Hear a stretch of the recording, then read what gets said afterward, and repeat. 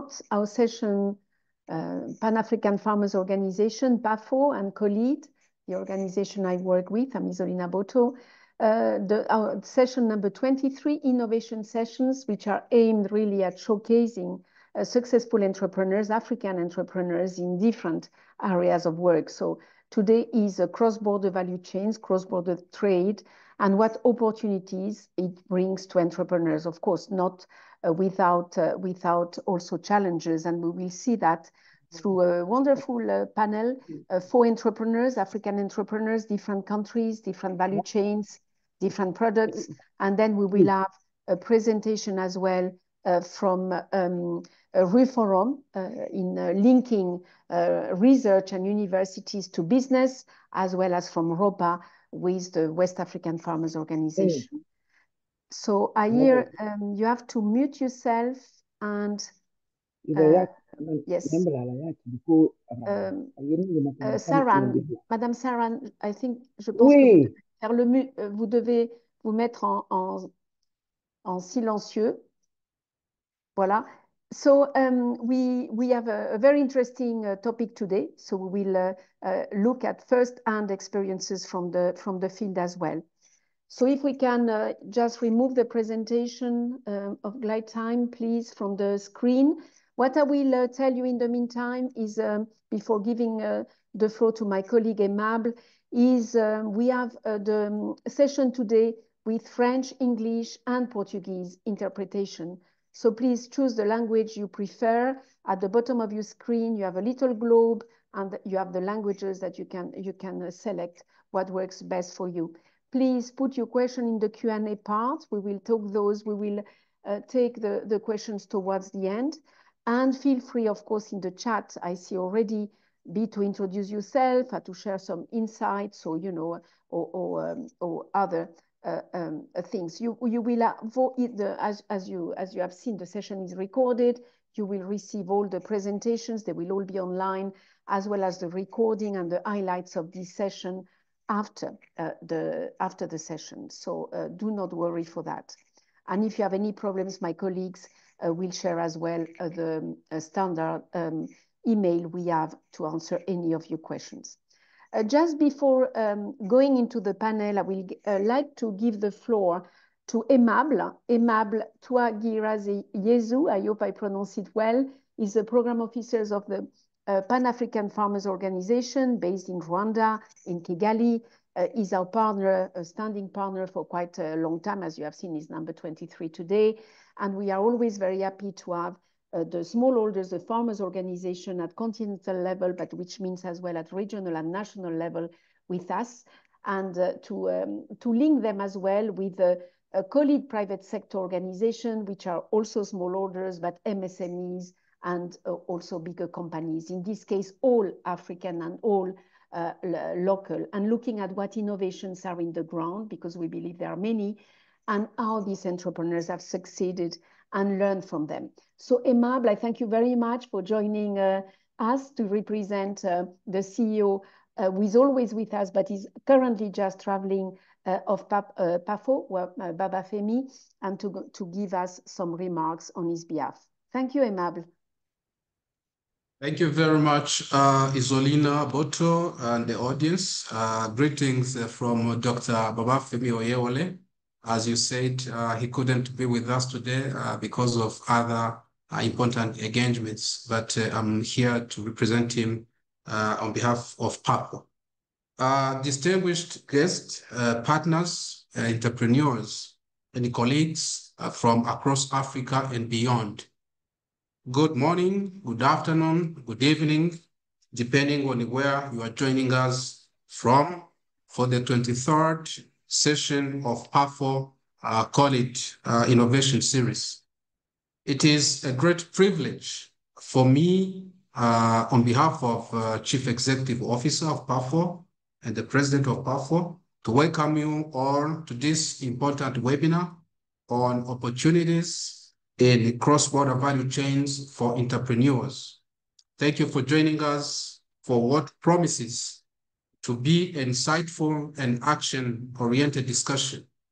Today, we gather at a time of renewed energy, and momentum for African entrepreneurship and regional integration.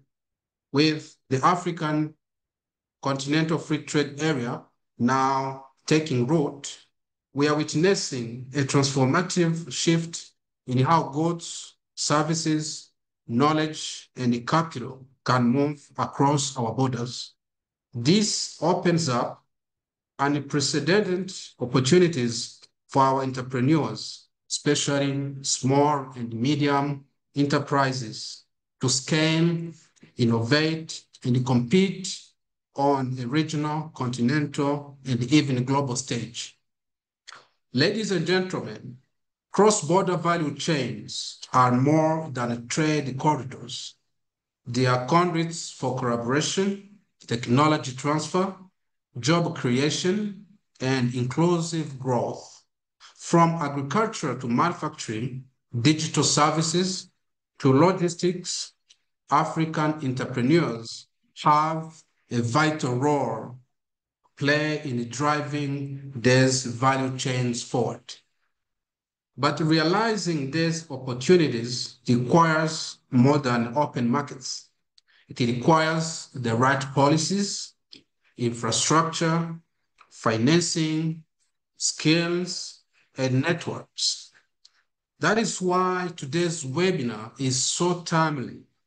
Together, we will explore how to unlock the full potential of cross-border value chains, overcome persistent barriers, and connect our entrepreneurs with the resources and partnerships they need to thrive. Ladies and gentlemen, we are honored to have with us a panel of experts, innovators, and practitioners who bring deep experiences and fresh perspectives. I encourage all participants to actively engage, ask questions, and consider how today's insights can be translated into real-world action. Let this platform be a platform not only for learning, but also building connections and sparking ideas that provoke the innovative instincts of our entrepreneurs to create enterprises that will explore the numerous opportunities in Africa for job creation through value addition. PAFO's strategic pillar of promoting farming as business is at the heart of its support to farmers and agribusiness, particularly those that are led by women and youth. We are very grateful to COLEAD for the partnering with us in the delivery of Innovation Series program, which has become a forum for knowledge dissemination, experience sharing, and networking for the participants. As I conclude, I thank you once again for being here, and I wish you a very fruitful discussion on this important topic. On behalf of PAFO leadership, Mr. Ibrahima Coulibaly, and on behalf of Dr. Babafemi, the chairperson, the chief executive officer of PAFO, I'm here and have a pleasure to invite again Isolina, who is moderating, facilitating this session, to take us forward. I thank you very much, ladies and gentlemen. I submit.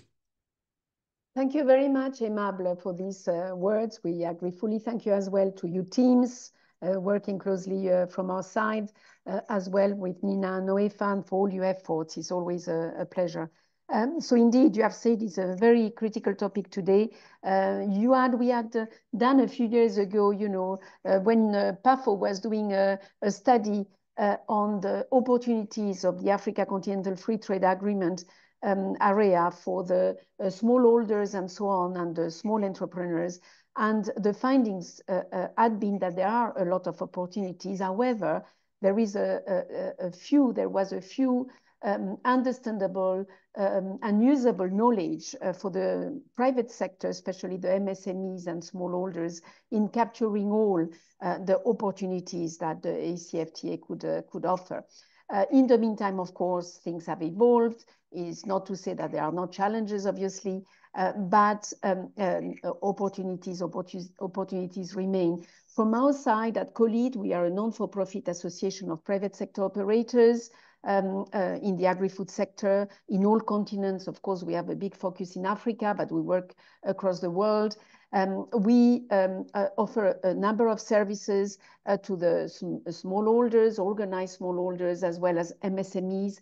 And we also manage a number of programs on behalf of different donors. These sessions, by the way, are supported by the European Union as well as the OECPS, the Organization of Africa, Caribbean, and Pacific States. And the type of support, very complementary to PAFO and other partners that we bring to the private sector, from technical assistance to capacity development to actionable market intelligence, access to finance, business networks, and so on, is really to capture better these opportunities in local regional markets, as well, of course, as export markets. Many of the operators today are in more than one market, rightly so. They are where the opportunities are. Having said that, we also know that the entrepreneurs continue to have difficulties in the field, and we really want to team up and to do partnerships to try to solve these problems. So today, what we will highlight is really concrete opportunities, how some of the entrepreneurs have done that to really succeed in regional and cross-border markets, to reflect on the challenges, and we have done a detailed note from logistics to regulatory barriers and capacity gaps that still limit the participation, and explore innovative models and support mechanisms that can really drive a more inclusive trade and investment. And of course, foster, that is the point of this session, as Aimable was pointing out, really foster valuable connections among stakeholders that, you know, they can support that entrepreneurial potential. While regional trade and cross-border trade has improved, it still remains in Africa lower than in other parts of the world. So we do want to accelerate that. Okay, without major delay, let's go to our first entrepreneur, Wezi Mzumara, who is the managing director of KWANZA Cocoa in Malawi. You are a cocoa farmer, you are a chocolate maker. I'm standing in Brussels, in Belgium, so you know what chocolate means here. And you are a chocolatier. You have really focused your career in agriculture and moved to this part of the value chain. You have explored really the potential of adding value to the cocoa products in Malawi, which led to the creation of your company. So it's really a pleasure to have you in value chains that sometimes are not, you know, known enough, because we continue to know more, you know, the primary products exported and so on. That's why these sessions want to show the value addition part. So we are very pleased to welcome you, that you can share with us your experience in cross-border value chains. Thank you very much, Wezi. Thank you so much for having me. Good afternoon, ladies and gentlemen, wherever you are. I know we're all over the world, so that's very exciting. We love the internet for this reason. So as she mentioned, my name is Wezi Mzumara. I am the founder of KWANZA Cocoa. KWANZA Cocoa was established in 2021. Prior to that, I had a career in PR, events, and fashion.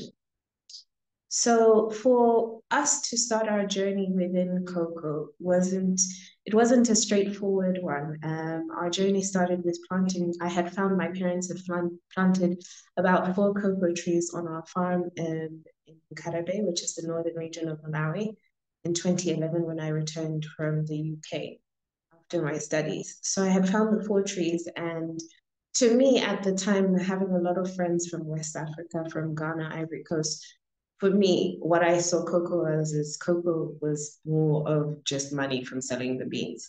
It was more of a commodity. And then, so expanded the farm to having about 2,000 trees in 2017.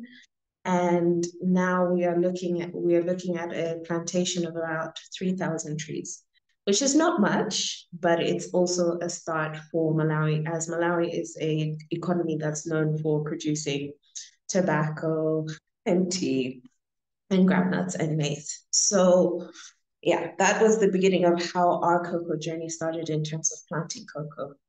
Now, as for adding value, it wasn't really in my agenda as an entrepreneur at the time. So fast forward to 2020, the pandemic started, and I found myself, going online, looking at how cocoa works, how to now start fermenting and things like that. And then I came across the Echo Chocolate Show of 2021.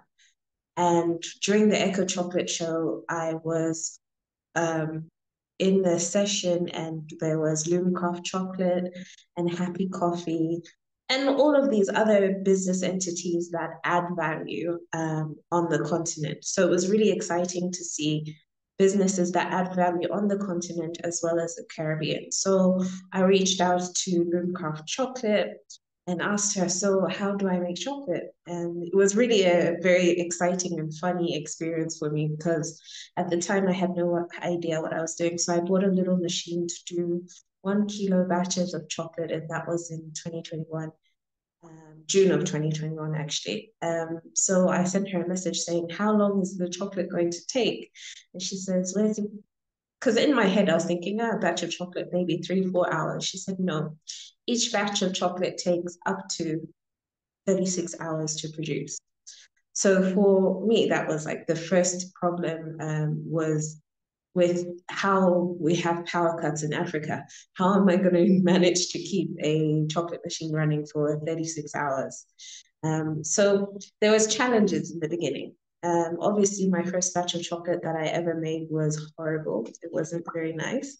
But then it led me to also work on product development, create our own packaging. So a lot of the things, well, all of the packaging design and the branding design I do myself, as I do have a media PR background. So it was very easy for me to create our own brand identity. Next slide, please. So from the beginning of making chocolate, we tried out different flavors. We had a few tasting events. Funnily enough, I did the Tony Alemelu Foundation program of 2021 and got put into the Women Entrepreneurship in Africa program, which ironically, I met Happy Coffee and Loomcraft Chocolate as part of the program. They are also in the program too, which is the images you can see. I think it's the third image on your left-hand side. So I finally got to meet 2 inspiring women who inspired my journey in creating a homegrown brand. So now looking at how, as an SME, we now learn to integrate and cross borders. So I also found another entrepreneur in Tanzania who also is looking at cocoa value addition. And that's the image you see at the top, where both of our families. So hers is also a family-run business. So you've got her dad also helping her out create chocolates and run the farms and things. And then you also have my parents who also support my journey in agriculture, in cocoa farming. And that was really the eye-opener to say, okay, no, I don't need to stay within Malawi, but I can also now start talking to other people in other countries and also seeing how we can engage their products as well as our products and create a sort of collaborative synergy. Which is when I met the young lady who you see in the corner on the right-hand side, and that's a coffee farmer from Ghana. So we actually use their coffee in some of our limited edition chocolate batches. And that's the beauty about making chocolate at a small scale level. We're able to collaborate with other farmers. Like you see the lady in the apron there, she makes olive oil and balsamic vinegar in South Africa. So we're able to create a strawberry balsamic chocolate bonbon as well. So we're able to be innovative about the flavors that we're creating at KWANZA Cocoa and also engage with other farmers all over the continent. And there's obviously DHL and FedEx to help support moving product around and being able to communicate with people. So that's the journey of how Kwanzaa Cocoa started, and that's the journey where we are now. Next slide, please. And now we've created our own brand identity, which is Kwanzaa Cocoa, grown and crafted in Malawi. So a majority of the things that we grow are also put into the chocolate, like chilies and pineapples and strawberries. We like to think of ourselves as entrepreneurs who take on challenges. Being an entrepreneur, obviously, we have to take on a challenge and solve the challenge. So if you bring a fruit to us, or if you bring a spice to us, herb, we'll find a way to put it into chocolate. And that's been pretty much our story, evolving in terms of agriculture and the agricultural space and trading across borders. I think that summarizes my presentation. Thank you very much, Wezi. Where do you market your products now? Where do you sell the chocolate bars? So all of our products are marketed digitally. So if you send a message to us on WhatsApp, unfortunately, we're unable to export at the moment across borders, but from September, we're looking at being able to send across the continent. I know it's a bit tricky sending out chocolate because of the heat, but we will try and sort out networks to be able to send across the continent by September. A bit, yes, further away, but for now you find it in supermarkets, in small shops, you deliver at home? Or... Yeah, and we do a lot of corporate gifting. So we work with all the banks in Malawi, all the insurance companies, as well as government entities when they're doing gifting to send to their clients. Oh, that's good. That's good. And then on the just a clarification from my side, then I encourage, of course, questions and comments and so on from the audience. But in terms of equipment, which is always a big problem, and packaging and so on, the equipment you were able to source it locally, or you had to import it for the processing? So a lot of the equipment we've sourced from India and China. Yeah. Obviously, because that's where a majority of the equipment on the continent comes from. And then in terms of packaging, we have tried to say no to packaging from China and actually work with printers locally who develop all the packaging. So we're trying to localize our ecosystem also because Malawi has issues with forex and things. It's much easier for us to now work locally and with local manufacturers, either if it's here or in Tanzania. Things can get to us on the bus as well. So, yeah, and the ingredients, they are all sourced in Malawi. The ingredients are all sourced in Malawi. Cocoa beans, we grow them on our farm. We also buy from smallholder farmers. Malawi grows lots and lots of sugar, so we have plenty of sugar. The only thing that we don't have, which I am actually looking for on the continent, is a good supply of powdered milk, because a lot of the powdered milk that we actually use in our products and everything actually comes from New Zealand. And that applies to all the countries in Southern Africa. Yeah. Thank you very much. So I'm sure there will be many questions, but it's certainly an example on a value chain which is more known to be, kind of captured by non-local entrepreneurs and being successful. So thank you very much. I also understand that you capture opportunities like the Tony Elumelu Foundation Entrepreneurship Program. I encourage, we always do that, the participants and entrepreneurs to really reach out as many support as possible, because sometimes it's small grants, but you can have more than one, and you can also have connections and reach out COLEAD, reach out to the Elumelud. I mean, many of the partners that we bring in those innovation series, but also in other opportunities. I mean, it's never enough, and you get really a lot of information. The other thing I wanted to tell you on equipment and packaging, and we always get a lot of questions on these areas, rightly so, because the more you moved on the value added, the more you need that, obviously. And it's not always easy to find it locally, because it's not available, or to import from other countries because it's expensive. So we are now working in this area and trying really to map, providers in Africa and elsewhere, but in Africa. And my colleagues they are following that in the Agri-Innovators platform we have, and we will be very happy to share it with you as well, with interested persons. But thank you very much, very appreciated from Malawi, Saran. Thank you very much. Thank you so much. Wezi. Yes. I have to change language here to welcome Madame Aïssata, Diakité, you are the founder and CEO of ZABBAAN Holding, which is an agribusiness company specialized in processing local fruits and plants into natural products. Wait. We'll get back to you later. Okay. And please try. Yes, okay. We'll come back to you. So, Mrs. Diakité, you are going to tell us about what you do, what you're doing. You have an action with a lot of impact on women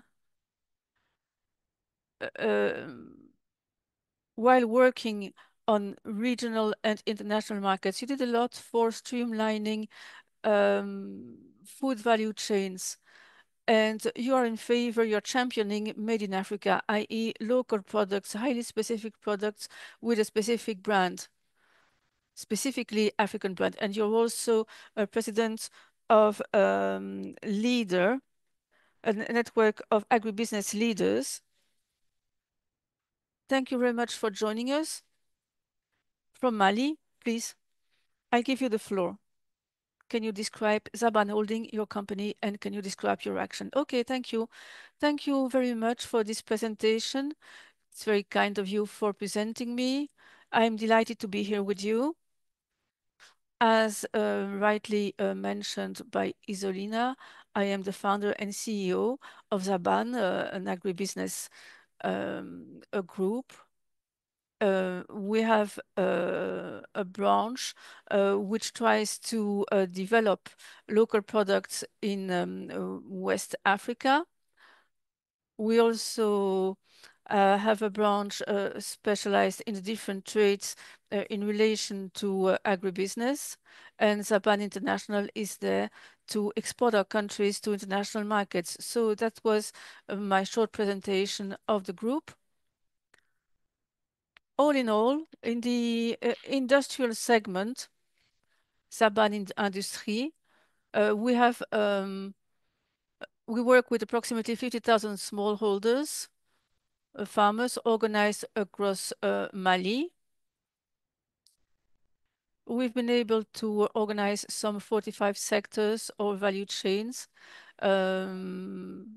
based on wide products with many virtuous use in traditional medicine. And we produce juices, herbal teas, and jams for export. And still in the industrial segment, we produce all these items, energy boosts, marmalades, lots of powders, juices. And as far as finished products are concerned, we have approximately 100 products on our catalogs. We produce a lot for wholesalers on international markets, but we also produce for the national market. For instance, during Ramadan period, we sell very specific products. So we started ZABBAAN industry in 2016, and now we have ZABBAAN Institute created in 2020, a counseling firm, and also a training institute working on food packaging and food tech. The aim being to make sure products reach the market, national markets and international markets in good conditions. We have organized more than 200 cooperatives, and we support approximately 20 SMEs, which are now settled in several regions, several parts of Mali.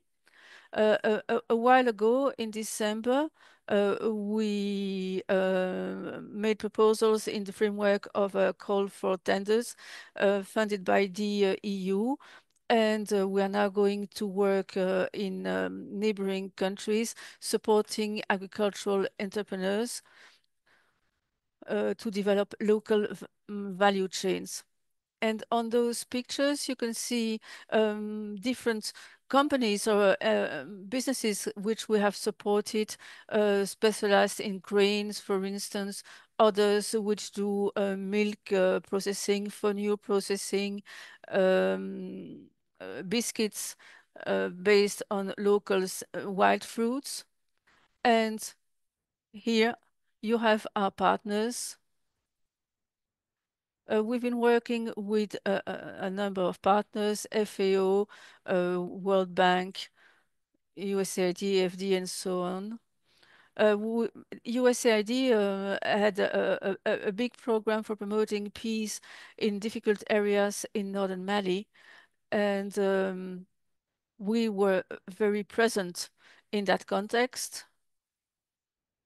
the aim being to create income, because in the problem in the Sahelian region is that we need to develop value chains and lines of productions, and from that derive income for the local populations. That's all I had to say about ZABBAAN. Maybe it was a bit quick. Thank you very much. Just a few questions. Going back to the slide on products, I can see that you are using great packaging, and same for the next slide. Where do you find those materials? Is it imported, or where do you buy it? We import, but this is confidential. From the sub-region, from outside? No, not from the sub-region. We find those packagings on the international market. So nothing from Africa, nor from the sub-region. No, you know, packaging is a big problem, and I'd rather not to elaborate on that. Okay, what about supporting companies or supporting businesses? You are supporting them on markets, on sub-regional markets or local markets or export markets? Well, we support them on local markets, but also in the field of exports, because we always make sure businesses comply with specifications. Today, fonio, for instance, can be found in exotic stores in Paris. So we are opening international markets to the companies we are supporting. And as such, I'd like to know if the opportunities, if the sub-regional opportunities are increasing. Are there more opportunities than before, or more problems? Actually, there is a high demand on many markets. I believe that, for instance, things have developed quite a lot in Ivory Coast. Ivory Coast is opening up. Senegal is a bit more closed. It's very difficult to settle or to start something in Senegal. But there is a demand anyway on the international markets, as long as you comply with specifications and standards. Okay. What about the other regions in Africa or English-speaking countries? Is it more difficult? Well, we have logistics is a problem. I'm not going to elaborate on that. There is a demand, a level of demand, a degree of demand, but it is difficult to penetrate those markets. And logistics companies are quite difficult it's quite difficult to handle or to negotiate with them.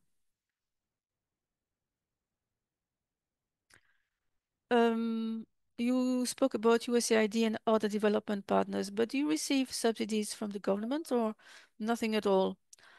Well, we received some aid from the government in the past.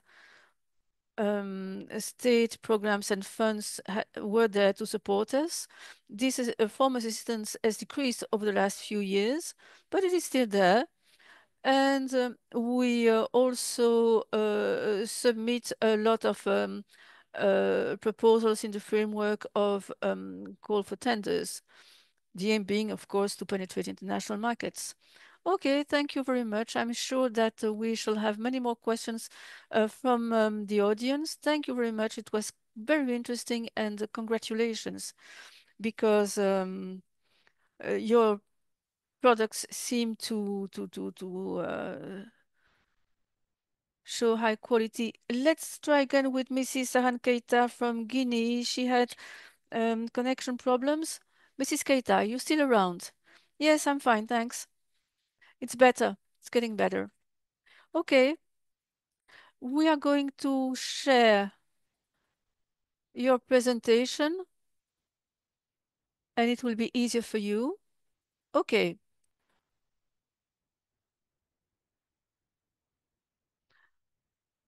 Hello, everyone. As I said, I am a nutritionist. I'm a doctor. And I decided to work in development of agricultural products. That's why I created this cooperative, the mission of which is to offer healthy and natural food products while contributing to women empowerment. We have a number of key values: quality, authenticity, social impact, and innovation. In 2020, our results. In 2020, we advertised. We were able to advertise, to publicize our product because 4 lives were saved. People who had consumed our products, called Carbon Regulator, in which you find lots of natural products. It's a mix of natural products. And since 2008, AMIDJOR has been able to train 475 girls and women. And we also coached and supported 30 women, 12 of which were able to create their own company, their own business.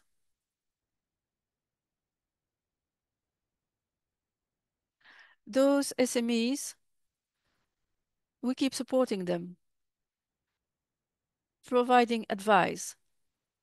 And we also formalize them because many of them at this stage are still informal. As you said, we work in the field of agro-processing, and Carbon Regulator was a real innovation. It's a nutritional supplement, a mix of 8 products, including ginger and natural ingredients. And we also sell Dege and Fonio flour. Flour which can be used for pastry, for baking. And this product shows excellent quality.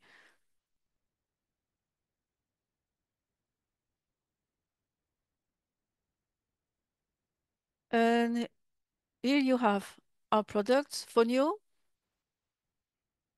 pre-cooked, fonio semolina, the carboregulator, which regulates the cardiovascular system. It is also an efficient aphrodisiac. And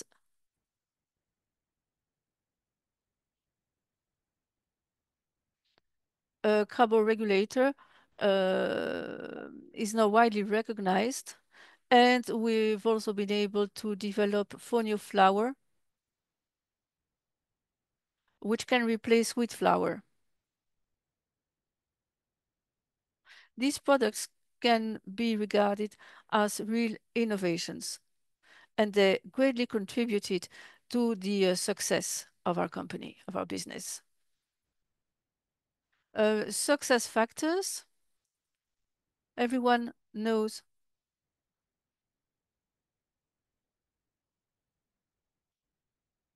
that when you are a leader, you create something and then you share it with your friends.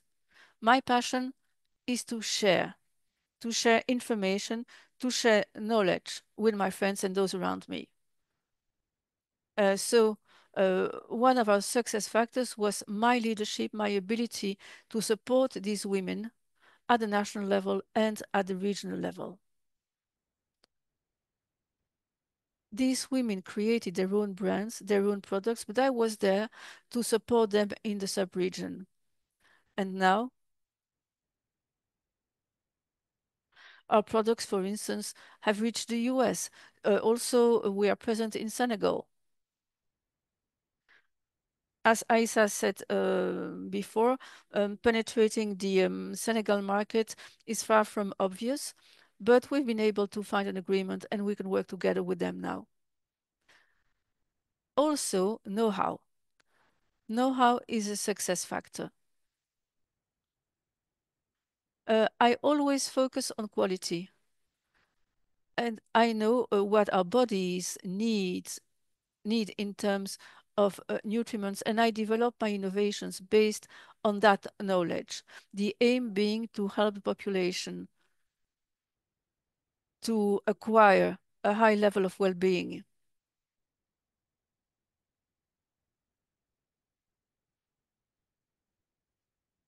And in addition to that, another factor is capacity building.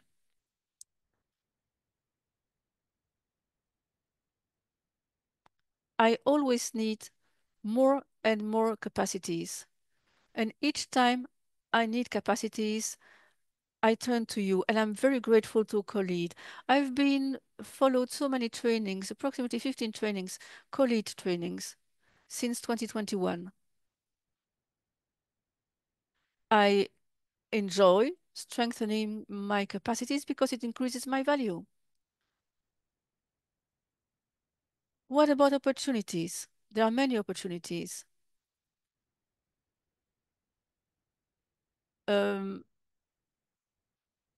As you know, trade is increasing in the sub-region. And if we need to go further, we'll have to increase consumer awareness.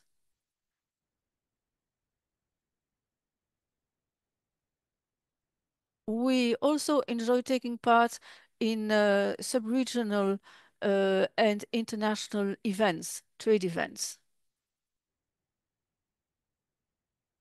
These are major opportunities which allow us to create networks with women from other countries worldwide. Here are a few pictures. A number of trade fairs and other trade events in which we participated. I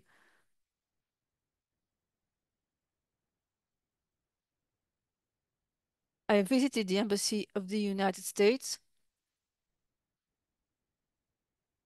I also traveled to Dubai and to Abidjan.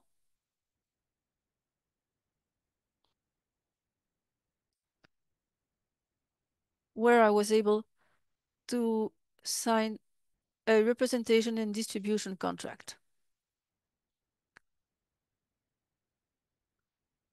It was a real opportunity because here again, I met with other investors, with other partners, with people who were above me, and with whom I was able to connect, commercially speaking. What about our challenges? First of all, we need to reinforce our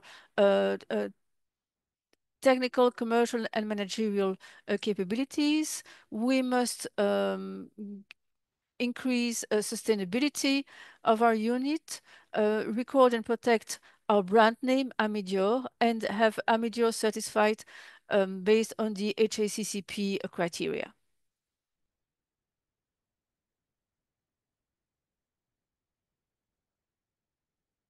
And ISO as well. We are seeking ISO certification.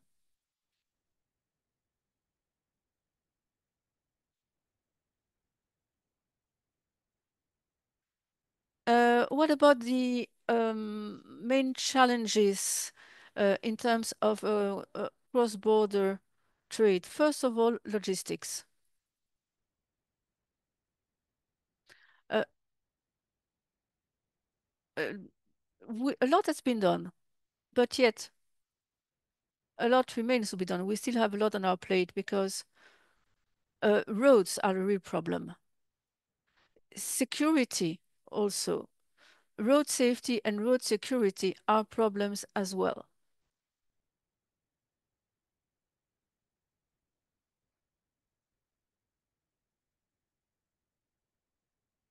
You have terrorists and gangsters on our road which stop our trucks and by so doing prevent us from working and from developing. And these are problems which are still chronic. I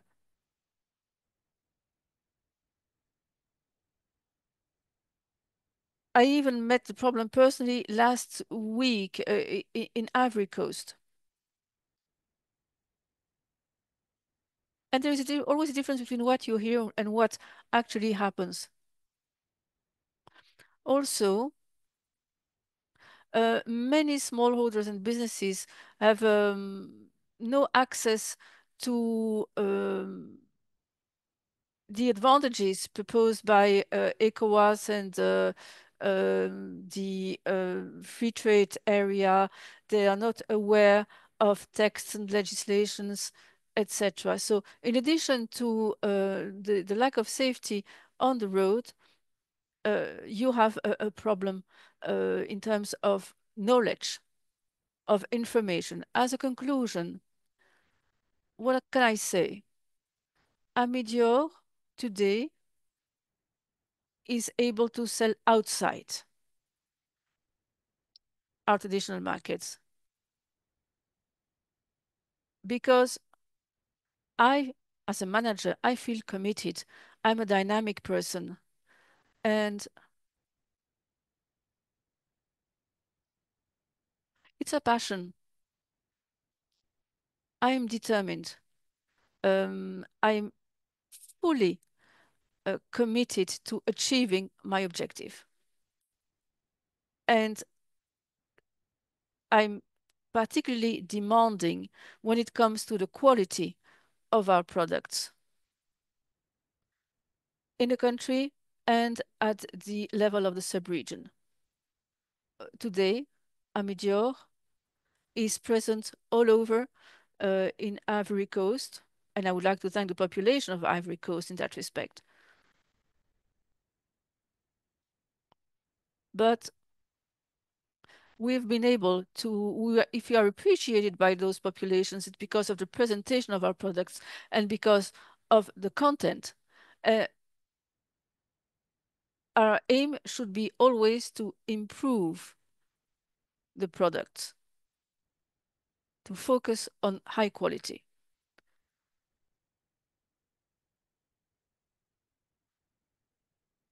Very quickly, please. what should the states do? First of all, they should rehabilitate commercial roads and make them safer. And we should work with our technical and financial partners to increase digitization of our trade rather. AMIDJOR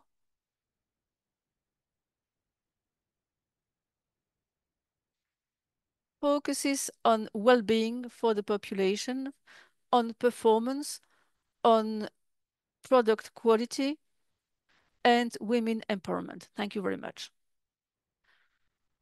Thank you, Mrs. Keita. This was very interesting. You are present in specific sectors like nutritional supplements, local grains, which are a bit more recognized now, but internationally speaking, they're not as appreciated as they could be, like fonio, for instance, the nutritional advantages of which have been widely recognized. And I believe I have questions for you, but we are first going to listen to the last presentation. But I would like to know how you chose the companies or the businesses you are training and in what markets they operate, national level, sub-regional level, and also thank you very much for insisting on the fact that a training and capacity building are vital, are essential. You need to be constantly updated. You need to acquire skills and to acquire certifications. It is a plus because it may not always be demanded in sub-regional markets, but yet they give a distinctive aspect, those certifications to product, and also participating in trade fairs for exchanging with potential partners. Thank you very much and congratulations for following so many COVID trainings. And those trainings, I would like to remind you, are free of charge. And they always allow you to get in touch with new partners. And now the last presentation by entrepreneurs. We are going now to Zimbabwe. We change region. Lesley Marange with the founder and CEO of Gyltime Foods. Not only, he will explain to us, but production of non-GMOs, high fiber, low sugar, and low salt food products, but also, like our previous speakers, a whole commitment to the health and wellness sector for the population, and obviously also targeting women and youth. He is also an expert that brings support to other entrepreneurs, like some of our speakers today, and he trains as well young entrepreneurs to be, fit for export in the areas of branding, sustainability, market access, and so on. Thank you very much for joining us from Zimbabwe, and please. And I encourage, of course, the participants to already pose the questions. I see already a number of them. Please, please. Thank you so much. Thank you for having me. And thank you to the other panelists for the great insights. I've been challenged to learn French. Now I think after this presentation, I'll start my French lesson so that I can hear clearly what my other guys are doing, especially in West and the northern part of Africa. But well done for the good work. So as introduced before, my name is Lesley Marange and I'm Chief Executive Officer for Gyltime Foods. I did my BSc in Food Science and Technology from a local university. And then I did my MSc in Strategic Management from a local university. And I then recently graduated from Stanford University with a business transformation accolade. So this is my journey. I think growing up as a young man, and the pictures that you see, these are my college days. I was so passionate about food production systems. I used to tell myself one day I have to be like Nestle or Kellogg's to grow a big international brand as big as Kellogg's and Nestle, but this time coming from Africa. So yeah, I went to do food science as a degree out of very serious passion. And then I then left I worked for about 5 years as a process manager, as a plant manager for a sugar manufacturing company. And I since realized that table sugar sales were going down. And I made a research because I was curious, why are we losing sales on table sugar? And then I then realized that people are getting more healthy conscious. So I started researching about healthy food. And then I really found out that there is a big problem. The WHO reports are indicating 71% of the deaths in Africa or in the entire world are due to non-communicable disease. Just last year in Zimbabwe, we lost 34% of the deaths that happened in Zimbabwe were due to non-communicable disease, your cancer, sugar, diabetes, hypertension. So I then challenged myself to say, why don't I get into this space so that I can also help to curb non-communicable? So these were the formation stages in 2018, where I started to, formulate different formulations with the assistance of my wife, of course, who is also a nutritionist. Um, I think you can see we started our production in 2018 on a veranda, on a rented cottage, which is something that I'm also very proud about to say I had to start to follow my dream. I did not start big, but I started from a very a low scale, and we managed to then I think we always are challenged in Africa to say we don't use our education. I'm also very proud about that machine that I fabricated after my first degree. We bought a small 4-tray oven from South Africa. We opened it and we reverse engineered to make this oven, which helped us to increase our production capacity. So when we started in our kitchen on the veranda. We're doing 8 kgs in a day. We used to wake up in the morning, prepare our meals, and then after preparation of our meals, we will spend the entire hours doing fruit production. And then after that, we fabricated this oven. We're now doing 50 kgs in a day. So we really follow through different growth stages, but ultimately, the dream has always been let's be a global brand. So whatever we were doing, we were conscious about our dream and what we wanted to achieve.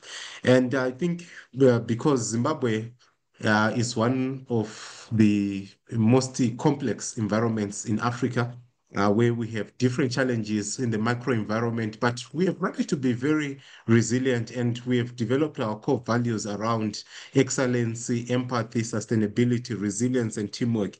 That has helped us to develop a shell against the macro and all these other inflationary pressures that we also face. Glytime, pretty much as a manufacturing business, we also then got into 4 thematic areas, which is the manufacturing. We also have what we call Glytime on the Go, which manages events, your marathon, triathlons, healthy day. So we use this platform to showcase our products, but at the same time, we monetize it. We also have retail shops, which we call Healthy Options, and that's an area of partnership for pretty much of my colleagues in across Africa to say these retail shops, our intentions is to grow them across Africa. We want to focus on healthy food, hair care, and skin care. So everyone who is in pretty much in that space, and if it is non-GMO, we are ready to partner with you, and we work with the communities to consolidate our raw materials. And then we participate in different segments: health and lifestyle, nutrition, and health and wellness.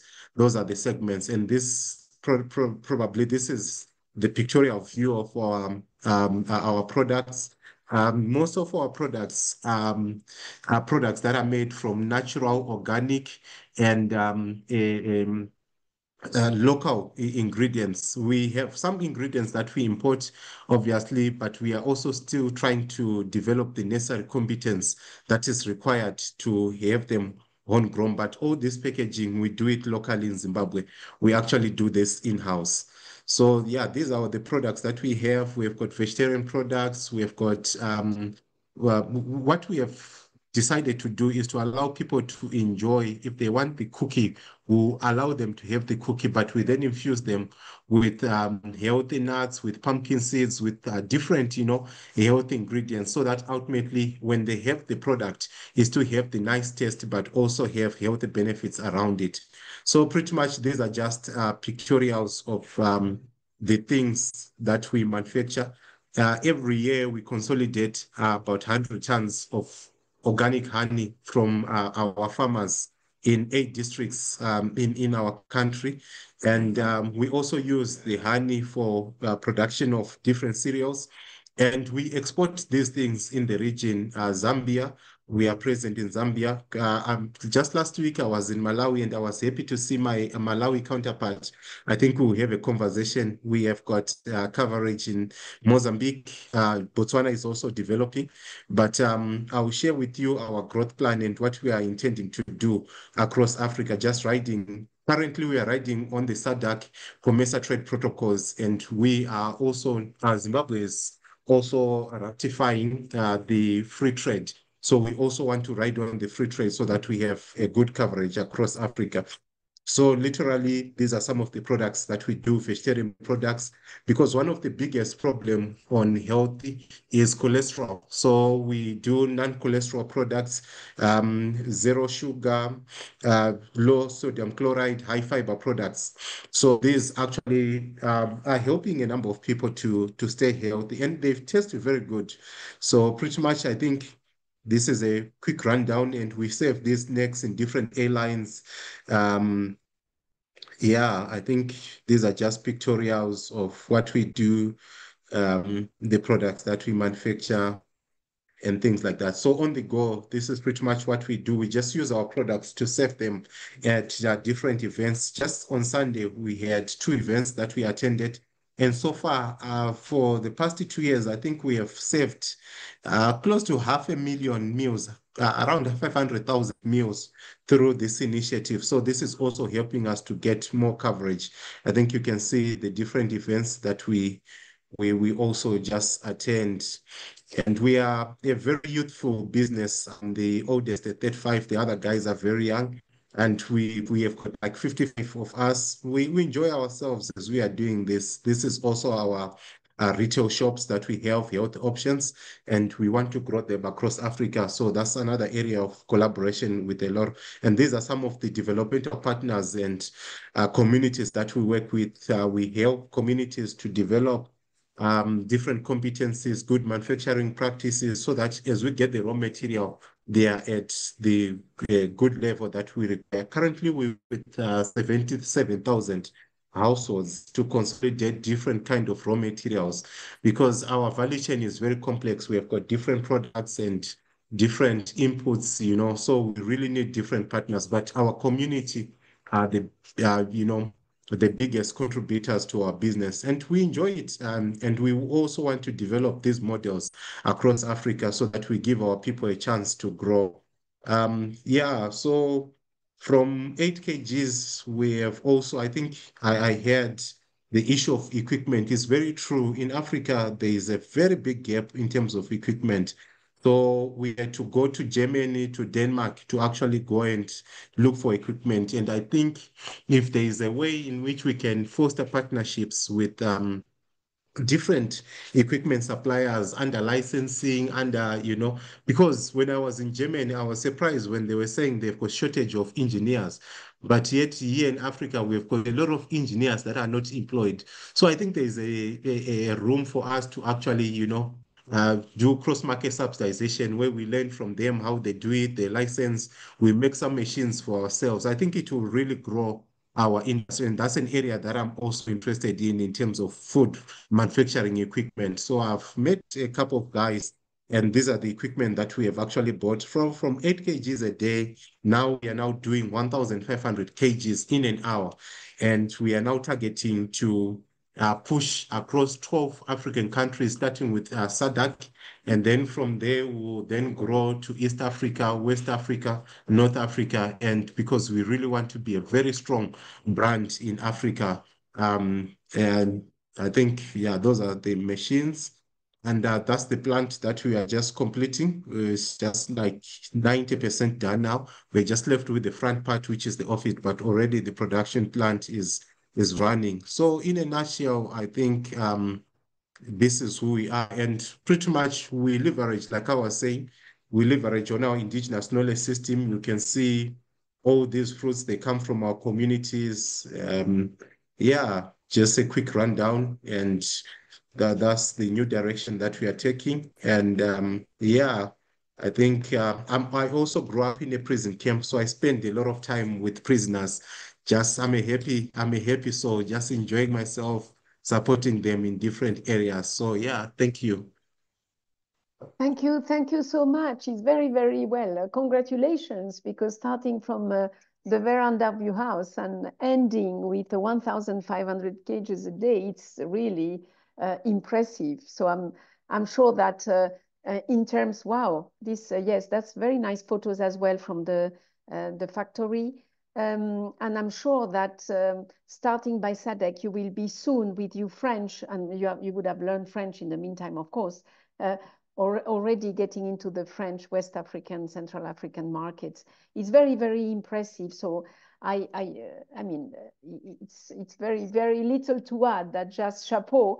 And also that with perseverance and using local resources, not only the resources of agriculture, but the human resources, the skills that are really in plenty, in the continent, you can really leverage nice packaging, you know, nice also spirit of you know, using local food and sharing with the local markets as well. So that's also pumpkin biscuits and so on is really, really impressive. We will share, of course, this presentation as well with the other participants. Just, we will get back to you with the questions, however, we'll do just quickly, we move on to the next presentation, actually, which is now the two presentations that follow, and we'll end that part, is our organizations, very different, of course. One is a RUFORUM, the other is ROPPA, but that support, of course, they have entrepreneurs among themselves, but they are organizations that support entrepreneurship in different ways. And Anthony Egeru is the manager of skilling, engagement for community development and so on at RUFORUM. He will tell you himself, but the RUFORUM. So RUFORUM is a network. If you don't know already, please visit the website. It's really Regional Universities Forum for Capacity Building in Agriculture. So it's a Pan-African network of 163 universities across 40 countries. And one of the areas Anthony is very, with his colleagues, is very interested and engaged is entrepreneurship development and making sure that the entrepreneurs that graduate out of universities make their way into really companies that are in market, are successful, create jobs, and of course, income for those working there. So Anthony, thank you very much for joining. I know you have always a very, very busy time. So thank you very much for sharing how do you support that entrepreneurship, and specifically on cross-border, of course, and in African trade. Anthony, you are with us? Yes, Isolina.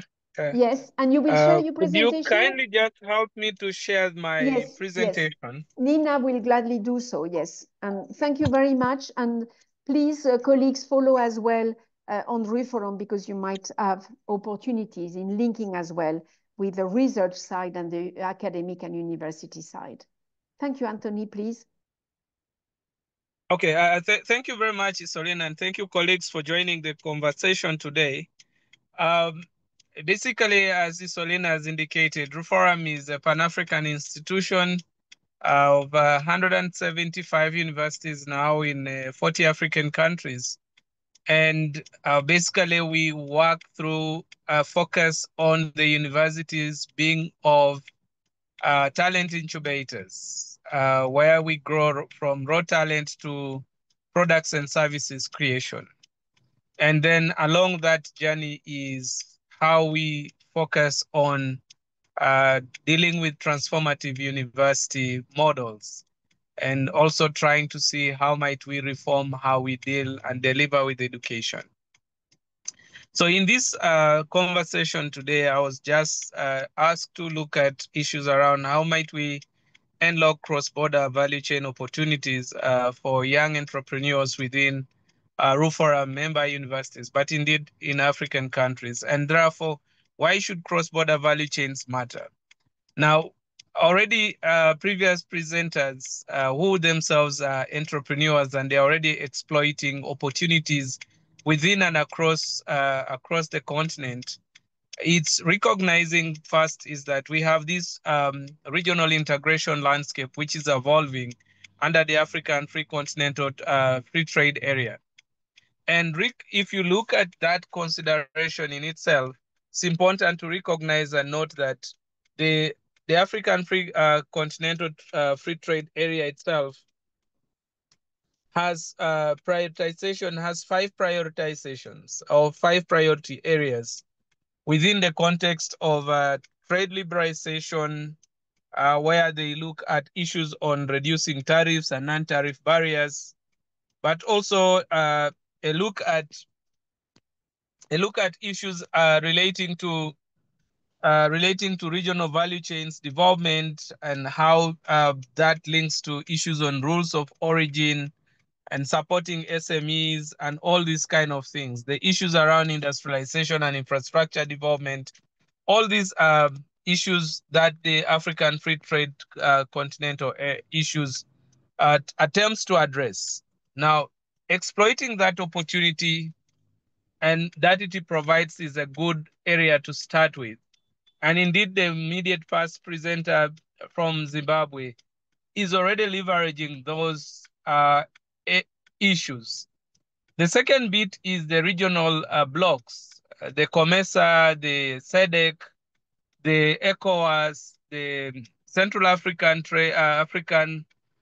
bloc, the North Africa bloc, all these blocks, what popularly regarded as well as the RECs, the regional economic communities, are very important. And therefore, the starting place is how do you regionalize your products and services, delivery and markets, before even you begin to say, I'm shining out across the continent and I'm shining out to the rest of the world, Europe, North America, and so forth.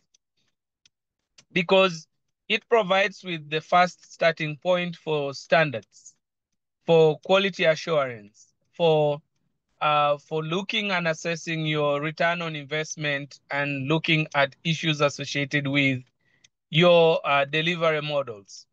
The second bit, of course, is that as a network, really RUFORUM really is interested in catalyzing research to market linkages across borders. And therefore, how might we strengthen and look into our R&D? How can entrepreneurs begin to look at universities as places for R&D, but also how might they be able to influence how universities and research institutions in the continent work? Because we have to begin to deal with some level of transformation at how our learning institutions do business. And of course, the other issue around how young entrepreneurs often lack issues around market channels, cross-border trade unlocks, but also issues around diverse customer segments. These are kind of the critical issues that underlie in one way or the other when we are engaging with developing entrepreneurs and startups. If you go to the next slide, you'll find that this is just one of the sample young people whose enterprise is about 2 years now. still at lower level, but with a lot of international interest in terms of their products.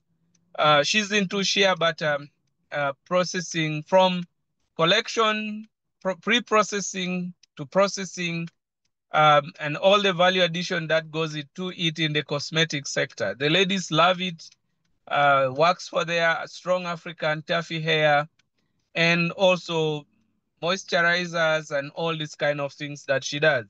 She makes some quite some money.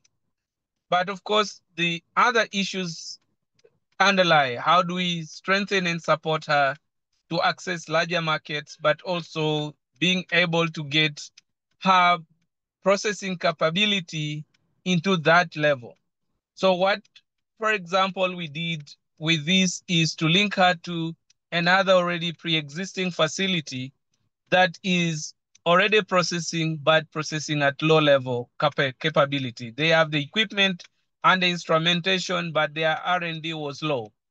And so we are able to match the two companies, and they produce segment differentiation, product differentiation, but then move the production facility capability to the next level. If you go to the next level slide, is that coming from the previous slide is really that these young people, she's now able to export to Egypt, to Ethiopia. She's exporting, of course, doing business locally within Uganda, but also Kenya and Namibia. What she did, because they were part of a similar program under scholarship, and she worked with a partner in Namibia. She now has an outlet in Namibia, but also her partner in Namibia has franchised another trading company and product development in Namibia. But the Namibian is sourcing primary material from Uganda.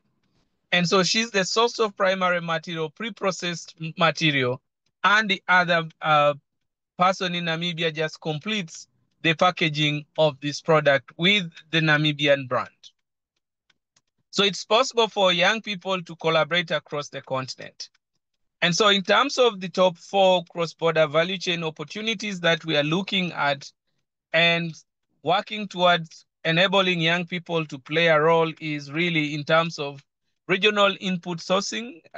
This is already occurring with different young people in DR Congo, different people in West Africa, sourcing some of their products from East Africa, some of the young people from Botswana, for example, are exporting their primary materials, source materials to Kenya, to Uganda, to Namibia.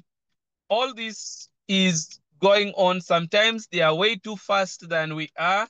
Once you connect them, excuse me, they work it out themselves very fast. And which we are okay, they are entrepreneurs. They see where business opportunities are, and they move very fast to get it happen. And so we would like to be able to embolden that much more and greater, and linking up together with Europe and bringing part of Europe and the US markets into all these issues of regional input sourcing. The second issue is really around export of high value commodities, and therefore beginning to see what do we prioritize on, and those are the points where the returns on investment will be very clear, and where young people can be able to take high R&D innovation, but also product development and translation, as well as service development. The third is aggregated smallholder cooperatives. Currently, we are having literally a target of working with about 400 cooperatives. But the key issue is, yes, we're working with these 400 cooperatives. How do we aggregate them for larger markets? How do we get them to be able to play a bigger role? How can we ensure that where they are playing, it's clear? So we are doing this around what we consider the 5 value chains that feed Africa and create prosperity for the continent. And then the fourth is really on agri-service platforms and e-marketplaces, and really putting young people at the forefront of these kind of innovations and ensuring that we can be able to get young people to play a greater role. Because in terms of primary production, yeah, the young people, that's not their thing where they want to see. They don't see the money there. But of course, there is opportunity in other upper segments of the value chains. And so in terms of winding up, and if you go to the next slide, you'll notice that therefore, where is it, what are kind of the actionable areas and the next steps? In terms of the RUFORUM member universities and in terms of for young entrepreneurs. First, there is overall for universities and incubators. Sorry, I think I'm having interruptions from the outside environment. It's really how do we embed cross-border modules into agribusiness and entrepreneurship courses so that young people within the universities don't wait to begin to get these when they have left, but rather if you're a food and nutrition student, how do you begin to get this as part of your process of translating your technical skills into real products and services in the market? The second is how do we facilitate joint research on regional value chains and really bottlenecks and addressing all those market linkages issues and with the private sector direction angle. And then the third, from the RUFORUM member universities and incubators, is to generally organizing the pitch competitions, grants, but also which we look at grants that are private sector led rather than facilitating grantpreneurs. Of course, all startups require some level of grant financing for them to take off as they begin to stabilize, because otherwise it might take quite a bit of a long time for them to take off. And for the young people is really the ability and capability enhanced in terms of identifying the high demand products in the neighboring countries, as well as assess the transport and logistic issues in there. We also look at how do we join or build together e-market platforms for cross-border sourcing and matchmaking, as well as leveraging opportunities across the different countries. And then supporting the issues around partners and partnering with young people in their businesses within different segments of brand identity creation, product share distribution, and all networks, as well as issues on bulk orders and developing of fair markets within the region. So these are some of the thoughts that I had based on some of the experiences that we are going through, and also thinking and looking at how might we continue to support young startups and young people that are seeking to come into business, but also trying to grow their business portfolio and market segments. Thank you very much. Back to you, Isolina. Thank you very much, Anthony, for very, very useful comments on the need, of course, to link with research and innovation, and the fact that to align the entrepreneurs' needs with what the universities are offering today, and try to, match those demand and offer. Very, very interesting, and showing already how this, integrated value chain, cross-border, trade is already working de facto. But we are very keen as well in supporting the youth, the young entrepreneurs, startups, all types of, and linking them with the organized farmers as well, and moving them up into the value chain and the value addition part. So very, very interesting. I'm sure you will have many questions. Our last presenter, I see many questions already, so I think our EFA will have a tough job. Ousseini Ouedraogo, Executive Secretary of ROPPA. Most of you must be familiar with ROPPA. If not, please check. It is the Network of Farmers and Agricultural Producers Organizations of West Africa. Before that, Ousseini worked for a National Farmers Associations. He's very experienced. He has lots of connections with programs and donors. ROPPA and I insist on that, in terms of regional or cross-border markets, is a real pioneer in promoting exchanges and trade despite major difficulties. So they're really involved in cross-border trade with, and they're very successful, by the way. ROPPA is providing a number of tools, a lot of assistance, and also financial tools. Thank you very much, Ousseini, for being with us. I think that you are currently in Burkina Faso, in Ouagadougou, and Nina is going to post your PowerPoints. Ousseini, thank you very much, Ousseini. And sorry, we are a bit late. We are running a bit late. No, thank you very much, Isolina. I believe that this was a good presentation of ROPPA. I would also like to thank all those who made presentations before me, because I found these presentations quite inspiring. I follow them with great attention. So we are going to talk about opportunities for cross-border value chains. And of course, I'll focus my presentation on West Africa. What is ROPPA?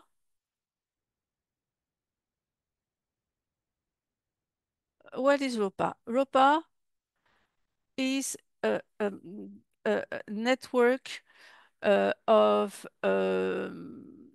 smallholders and farmers. The aim is to validate every opportunity in terms of production and development of production. The aim is also to influence decision makers for policies to be in favor of West African family farmers.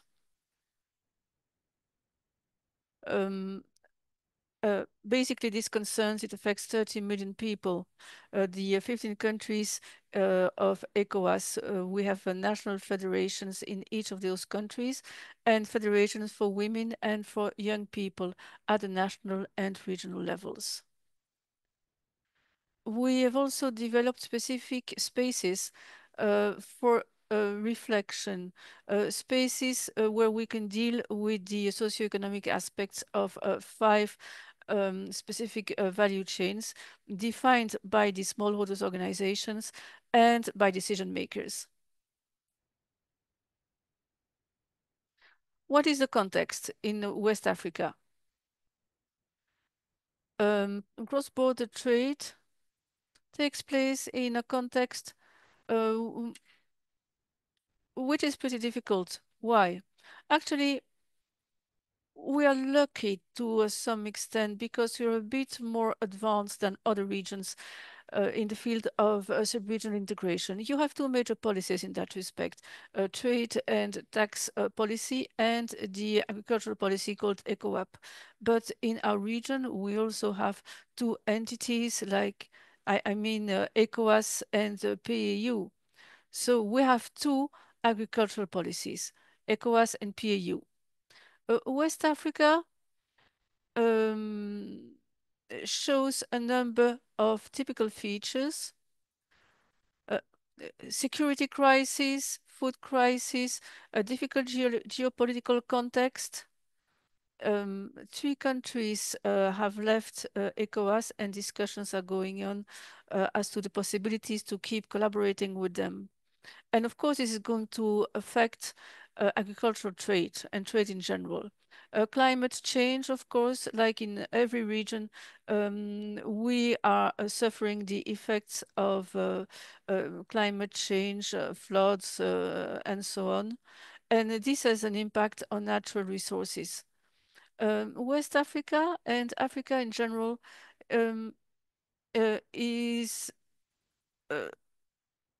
sees a strong increase in population. This is a challenge, but at the same time, it is an opportunity because we can work on that. And in our region, for the time being, a lot of innovations are emerging. Women and young people are getting involved in food systems. And this is a positive, this is very positive for the development and strengthening of agricultural trade, especially transborder agricultural trade. So that was our context. And now, having a look at the dynamics of interregional trade, it is true that several years ago, trade did not receive priority. Intra-regional trade was not a priority, and statistics were pretty poor. But since 2024, things have improved. A good dynamics has appeared, it has emerged, and new actors are now working with us, like OECD, and figures are evolving favorably. We also have commercial policies applicable to the 15 countries in the region, so which means that we are quite structured trade-wise. Exchanges, cross-border exchanges, cross-border trade has to do with roots and tubers, cassava, rice, dry grain, fisheries, livestock, oil, and market garden produce. More and more products are processed. And I heard the same by our previous speakers, juices, flour, meat, and so on. West Africa is a market representing $10 billion a year, which is quite a lot. And our market dynamics is pretty good. West Africa means 50 million urban consumers in 1990, and this figure will increase to 435 million urban consumers in 2050. So businesses must be aware of this market development.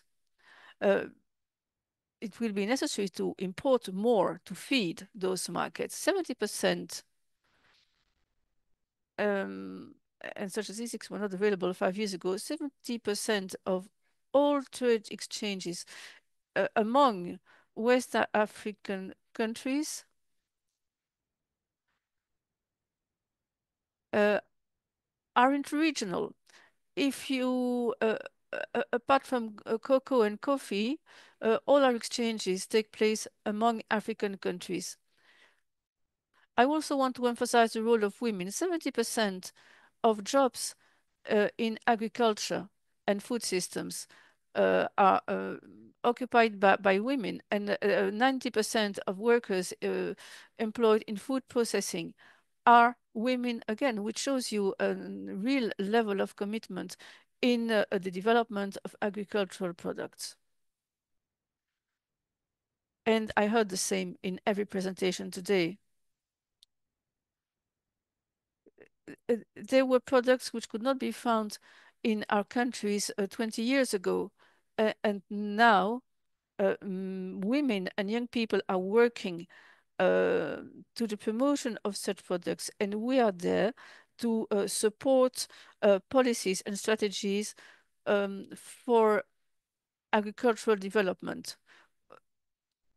And those policies must rest on what women and young people are doing.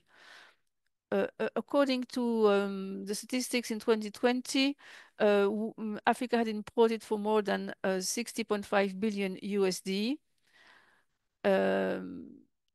and only 13.2 billion USD exchanges within Africa, based on UNCTAD figures.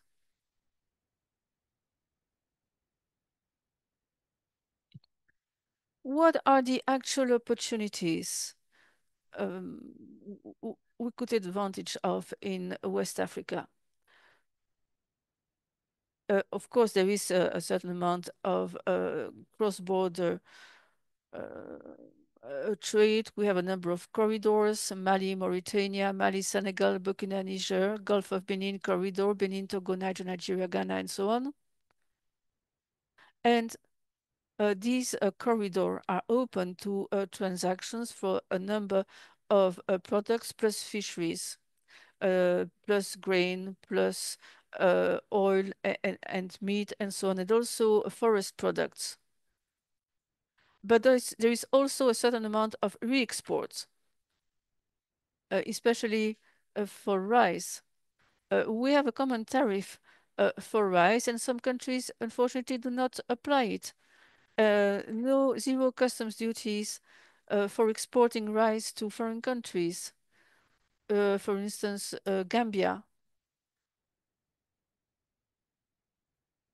Though Gambia is in the same integration area. Nigeria imposes custom duties of approximately 100% on rice in order to promote its local production. More opportunities, whatever has to do with demographic concentration, increasing urban populations in cross-border areas. This phenomenon is more and more visible because of the natural resources present in those areas. Also,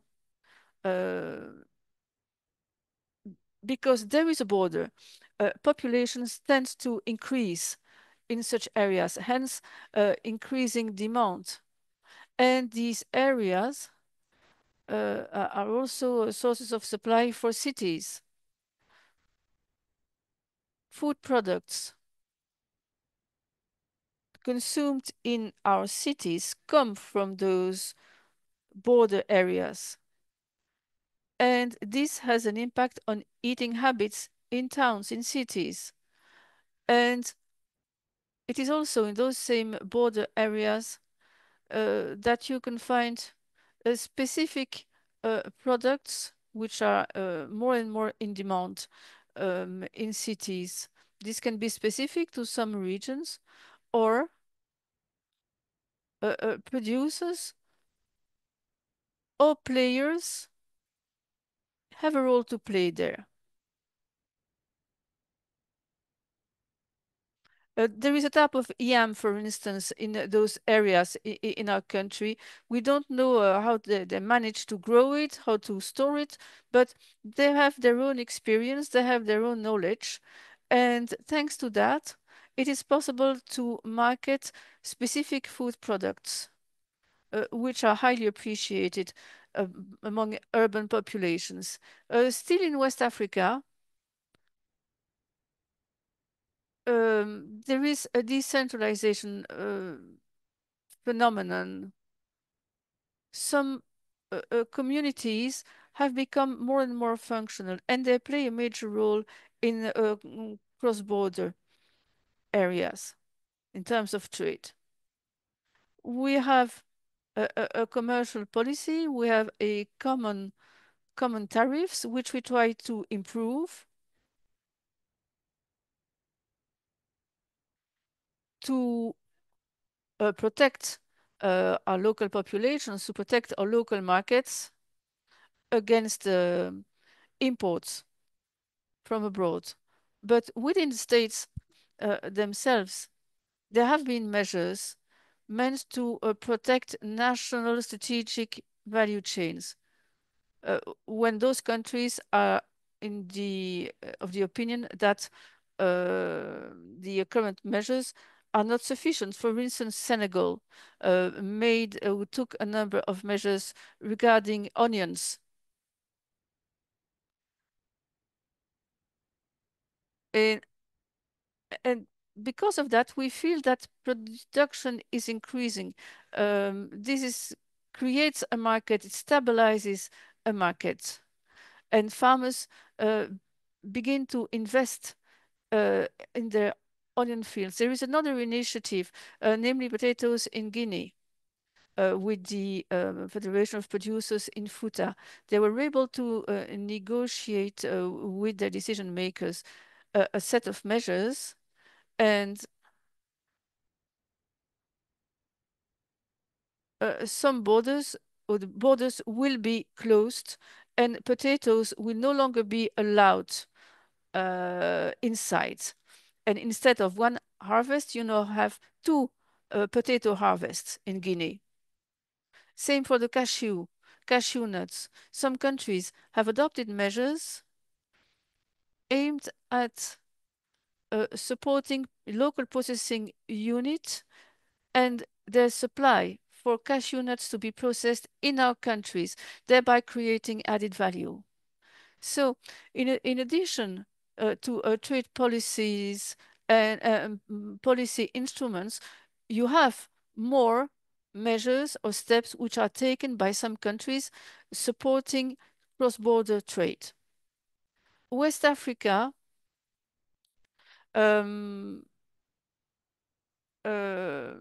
also relies on farmers associations and other entities, civil society organizations, women, young people. The lady from Guinea told us that there were so many problems, administrative problems and unsafe roads. This is not good for exports. But things are moving and you need to get committed. We have disseminated the community texts. Normally, trade should be fluid among our countries. Those texts were translated. We spread messages by radio and so on in all those different regions. The situation is not 100% okay, but it is improving little by little. And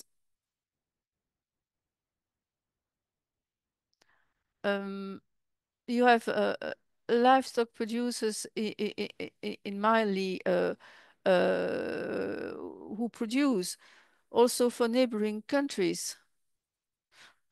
And very often, when exporting, you are often there are roadblocks and police blocks which don't allow you to cross the border.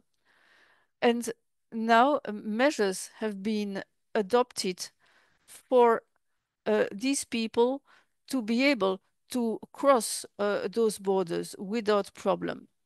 We must fight. We must fight together. Please, could you try to wind up 1 minute, please? Okay, let's continue. In cross-border areas, we have increased demand for food products.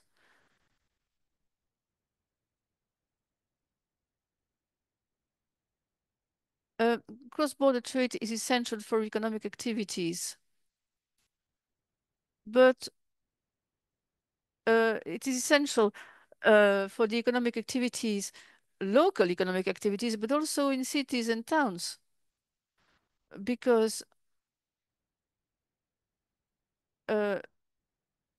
processing activities take place in towns using inputs from cross-border or border areas. What is also important is social networks, traditional social networks, which have emerged over the years. What needs to be done now is to leverage those networks. There are, of course, official initiatives, but those networks can be efficient. You have same families on both sides of a border, and they can be involved in solving problems. Still, a number of barriers and obstacles, trade and tax policies, ECOWAS trade and tax policies. It's an advantage, but at the same time, a weak point because the texts are not always appropriate and they are not complied with. Also, free movement in Africa is a principle that has been adopted widely, but free trade areas require some preparation. And we believe that we were not enough prepared. We were not prepared enough. There are sensitive strategic products, and not every region on the continent shows the same level of development, hence the need for preparation. Women and young people are committed, but they have little access to productive resources. There is also a need for strengthening capacities. What we need is incentives for young people, for them to increase their competitiveness. And now a few recommendations.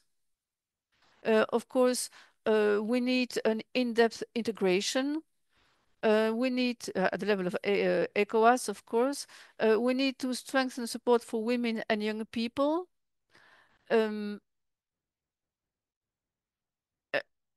Accelerate agri-food transformation as well, because by doing so, it's only by doing so that we can market food products. We must rethink the agricultural cooperation between the African Union and the European Union.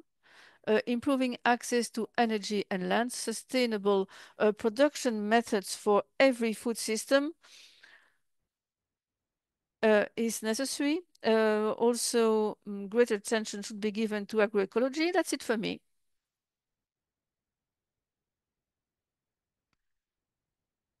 And also promote institutional procurement and local procurement. That's it for me. That's what I wanted to say. I know it was very concise, but it was complete, says Isolina. Thank you very much.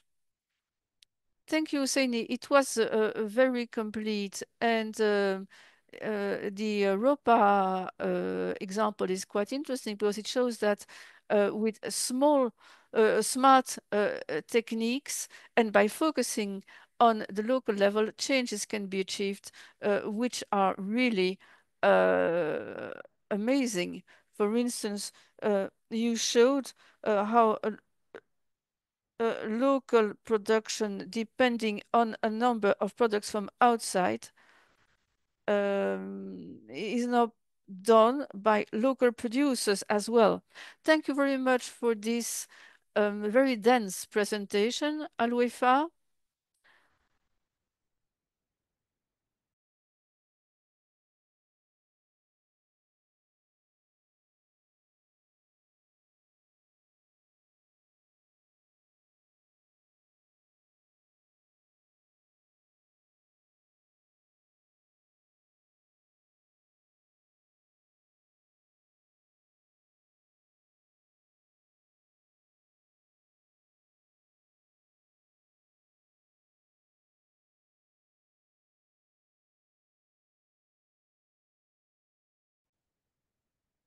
Thank you very much, Isolina.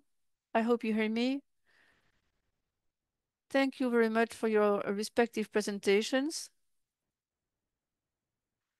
High quality presentations, I must say. And same for the questions. And I would like to congratulate all speakers for the quality of their presentations. We are aware of what you're doing on the African market. I'll start without further ado by with Mr. Wezi. Mrs. Wezi, the first question is for you. You mentioned that you're not exporting yet and that you will start doing so in September. How are you consider? What will be your future markets in Africa? And what are the organizations which, in your opinion, could help you in that perspective? How can you find help to be more deployed on those markets? Other questions? What are the obstacles you're expecting in that context? And a second question, a question on packaging. We've heard several questions on packaging. You said that you were buying your packaging from China.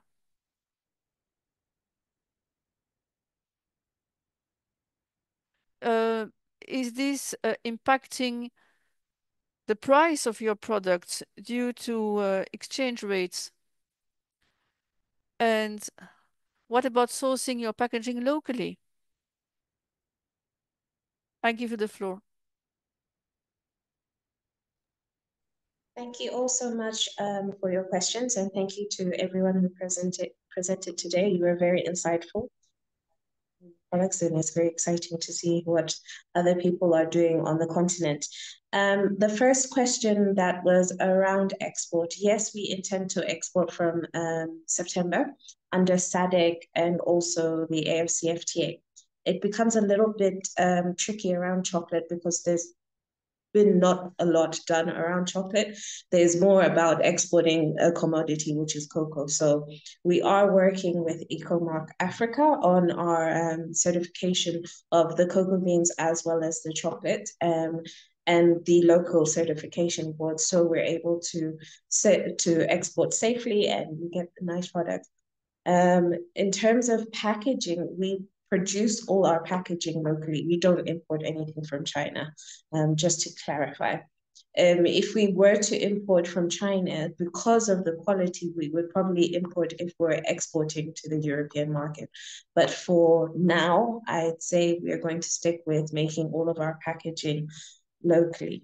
In terms of the challenges, I think for all food businesses, there's always this challenge of certification across borders. So I'd like with Ecomark Africa, they're trying to introduce the certification across borders in conjunction with the FCTA to make it much easier for us as food processors to export product across the continent.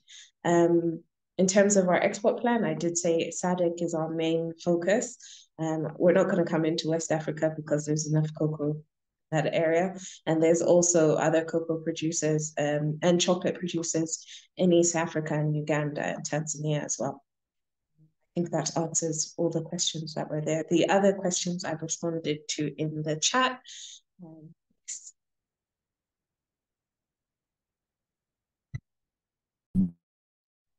Yes, thank you very much for answering those questions. Most questions have been answered in the chat. I'm now going to move to Mrs. Keita. I hope you're still with us and that you've been able to follow. First question on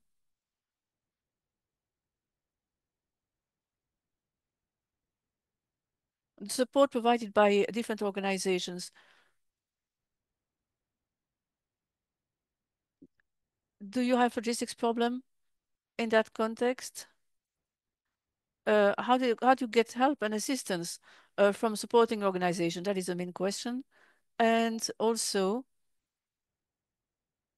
have you been using tools that allowed you to harmonize trade transactions? Second question, customs duties, customs tariffs. Do you feel the influence of customs tariffs on your regional markets? Is there an actual impact? I give you the floor.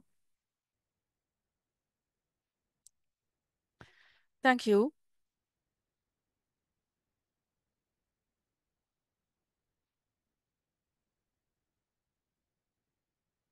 Regarding the exporting our products to the sub-regions, customs tariffs are very high. And it makes us less competitive internationally.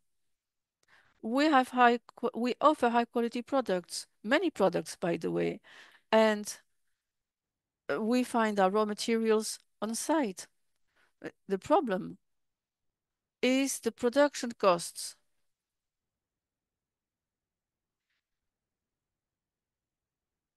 And once the transaction, once processing has taken place, the product must be sent to international markets, and that is a problem. We need good roads to begin with, and this is especially true in Guinea. And we also have customs duties, which are very high compared to the figures in force in other countries. Last week, for instance, we were in the in a trade fair, and it cost us a lot. We lost 4 days because of the poor state of our roads. So a high cost indeed, but we paid the price. As Mr. Ousseini said, there are platforms in existence which allow you to inform on your products. I was not aware that such platforms existed. And based on those platforms, you can find support and assistance. We are not using those platforms for the time being, but we will do so, certainly in the future. Your second question,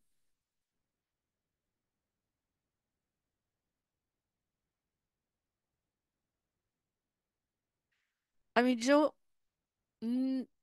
never received any financial support for marketing its products sub-regionally.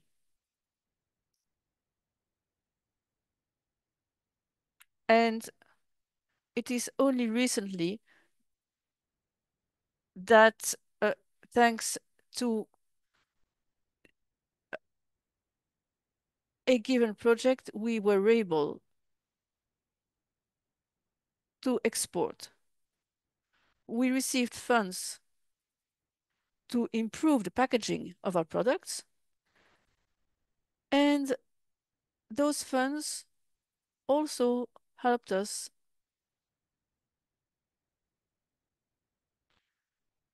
increase our presence in the sub-region.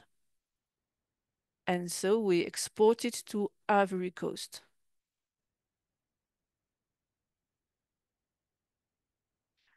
We were able to take advantage of that opportunity to establish links with entrepreneurs from Ivory Coast. It's always good to be supported, but I'm always attending. I attend every trade event, believe me. I hope. Yes, I would also like to say that packaging does not take place in Guinea. We buy from Ivory Coast. We buy packaging material from Ivory Coast. And it is not always easy because we manufacture our products and we must import packaging to Ivory Coast and then export the finished products to Ivory Coast. I hope I answered your question. Yes, thank you very much for those different elements. Mr. Lesley, based on your experience, have you noticed differences among packagings? Are some of them better to preserve the products? Were there differences, and if so, what are the differences? And what would be your recommendations in that respect for preserving dry products over a longer period? Mr. Lesley, I give you the floor. I hope you can hear me. Merci, thank you. So my recommendation, I would probably, packaging dynamics also follow through the global narrative. For example, we are in a situation where climate change is a big issue. So definitely working on something that is biodegradable, something that is synthetic in its nature, something that can be disposed, it will actually then help. And even if you, there are some retail shops across Africa, the likes of all other, seafood retail shops, they actually require you to have degradable material on your packaging. So as you are looking into, there's a lot really involved in terms of the packaging technology. There is the material that is used. There are issues to do with shelf life. But those issues, I think, your what's the name of the, it's not RUFRA. I think working with the universities. RUFRAM. Yeah, RUFRAM can actually, I think you can actually work with a couple of university students to develop, packaging that is ideal because it's a function of stability of the nutrients, the micronutrients, the vitamins. So the type of barrier is dependent on exactly what the constituent or the product is. So there's the barrier type, there's the shelf life issue, there's issue around climate change, recyclability, biodegradability, and things like that. But the technology is there. So it's all around, you work around all those dynamics so that at least you tick all the boxes for a sustainable business. All right. Thank you so much, Mr. Lesley. So, last question for Mr. Ouedraogo. Mr. Ouedraogo.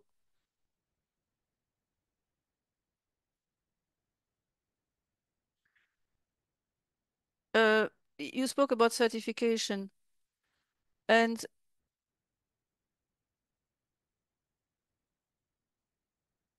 is it possible to find resources to better work on that topic? Can you summarize your question because I didn't understand? The participant asking the question is working for a ministry in the Congo, and he would like to know if you have enough budgetary resources to financially support or logistically support certification.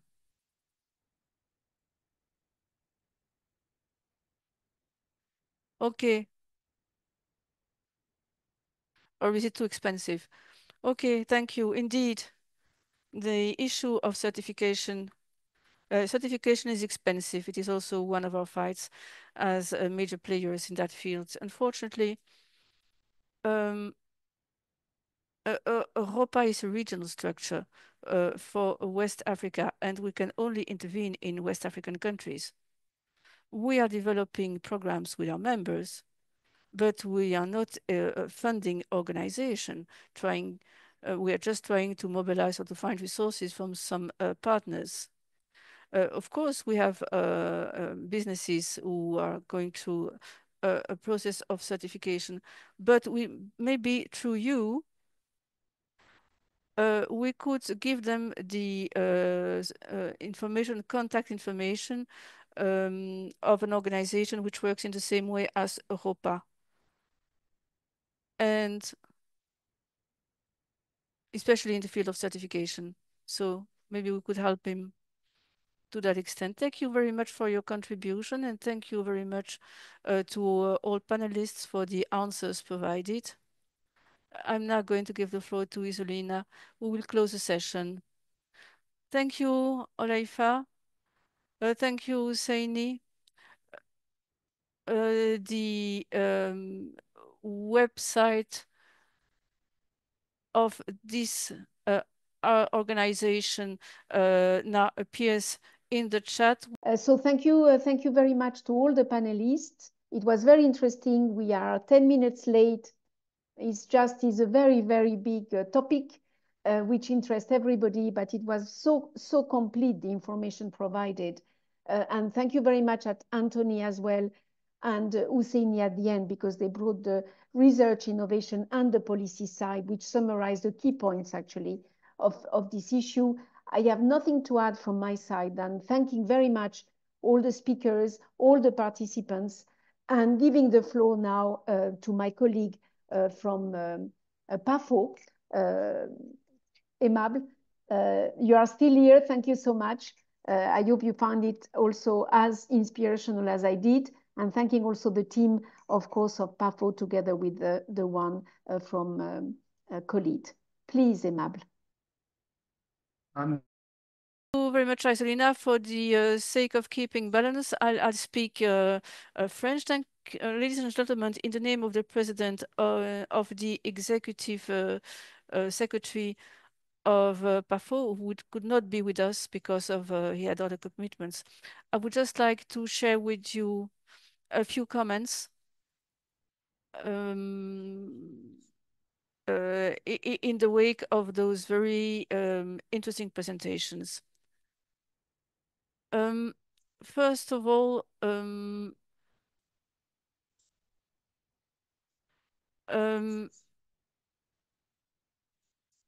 we have to stress the need to share knowledge and information. Thank you very much for the excellent moderation by Mrs. Isolina Boto. And thank you very much to the technical team.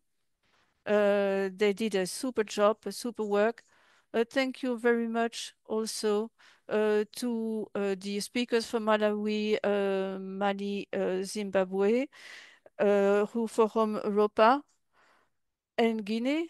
And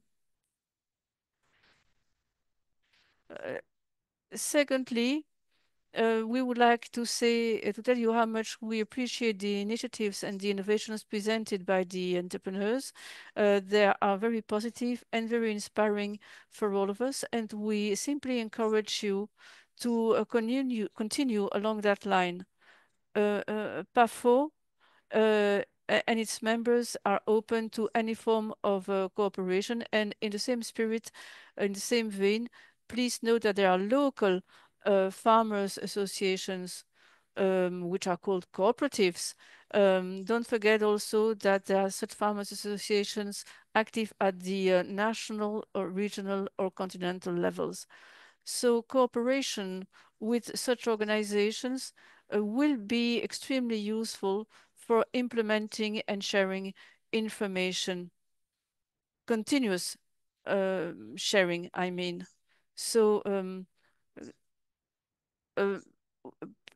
you should work with EAF. EAF is a PAFO member present in East Africa, in countries like Rwanda, Burundi, Uganda, and Tanzania.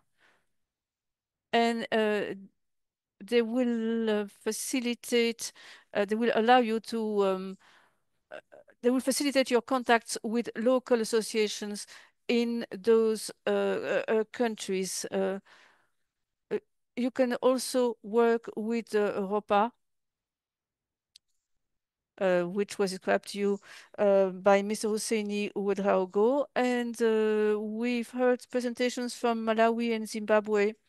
Don't know if you are familiar with Osakao, but Osakao exists. It is one of our member associations. Try to get in touch with them because they can provide you with a lot of information, and they can also establish connections between yourself and other members at the level of the national and regional level. There is also another organization called Minagri, which is present in Northern Africa, and we also took note of the challenges you are facing.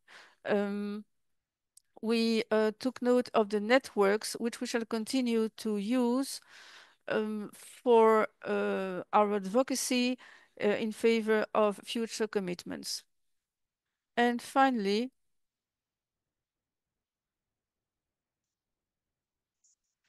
in the name of the Executive Secretary and of the President, I thank you for your participation. Please continue your exchanges to improve agri-food systems and value chains in particular. Thank you very much. Good evening, good afternoon. Have a good day, depending on where you are. Thank you. And I give the floor to Isolina. Thank you very much, Aimable. Thank you very much for the interpreters who stayed with us during our exchanges across African regions. You have the PAFO website in the chat. Agri-innovators also It's a link. If you want to be a panelist for a future session on innovations, you're most welcome. You can send your requests or any other request. Thank you very much and see you soon. Bye-bye.